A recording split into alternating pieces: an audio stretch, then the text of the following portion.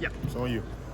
So just being a coach that's returning, having prepared for a team like Georgia before, what's kind of gone into this week, and what's it like having prepared for them before already? Obviously, it's the same preparation. I mean, we do the same things that we did the first few weeks. Obviously, it's great coming off of a bye week.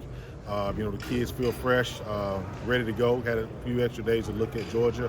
I mean, definitely respect every opponent, but you respect these guys because of the history of the program and obviously the history between the two teams. The guys are excited.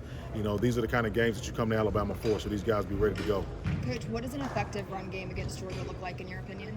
Positive yards. Obviously you got to work for everything you get with those guys. I mean, they do a great job coaching it. They do a great job recruiting the type of players that take pride in not giving up a yard. So every yard has to be earned. Every yard has to be fought for. So, I mean, we're ready for the challenge. Last year in the championship game, you ran the ball a lot.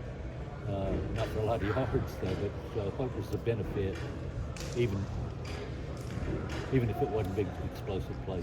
You have to play the game. You have to keep a balanced attack. You can't just throw the ball every down, and you can't just run the ball every down. So, whether it's running the ball, throwing a screen, whatever you have to do to win the game, you have to do it. He's from Georgia, but what's that preparation been for Justice Haynes this week in practice? Hadn't changed anything. I mean, I think the better teams, the better programs, the better units are teams that don't worry about who you're playing. It's easy to say Justice is working harder because we're playing Georgia, but he's not. And that's a sign of a mature kid. Obviously he's a young guy, but he's still mature enough to understand that the same way he prepared versus Western Kentucky, he has to prepare, versus Georgia.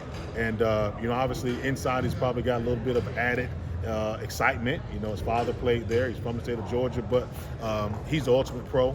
He's practiced the same way this week as he did the weeks before. You put an extra emphasis on the early down runs in a matchup like this, and then how do you kind of improve that area? Every game's different. We haven't played a game that's been the same this year. Whether it's Wisconsin or South Florida, this will be different. So we just do what we have to do to win. Whether it's early down success, 3rd and 1 success, whenever we touch the ball, we have to try to be productive and stay ahead of the chains. What stands out about Georgia and those previous matchups that you've been a part of? It's physical. I mean, this is a physical league. And when you think about the SEC, you think about Georgia. They're one of the most physical teams in it, but so are we. And that's why when you talk about Georgia, you can't blink without seeing Alabama.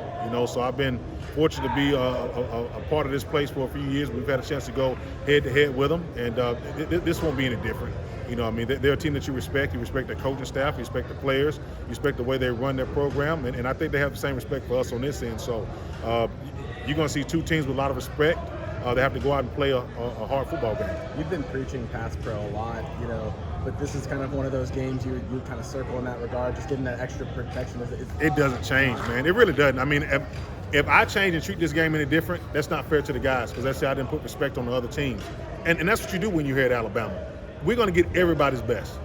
Wisconsin, we got the best. South Florida, and you're going to get Georgia's best. In a few weeks, we'll get South Carolina's best. So I don't change how I approach the week and say this is more important this week because it's not fair to the other guys we play. And I think our players approach it the same way, where Jam is going to go out and practice the same way he did this week as he did the weeks before. Because if he waited to all of a sudden now want to practice hard in pass protection, we would have lost some of those earlier games. And that says he doesn't want to be a great player every week. So, that's hard to not do, but I think once you get to a level like this, you got to respect everybody, and you put a premium on pass protection and ball security every week.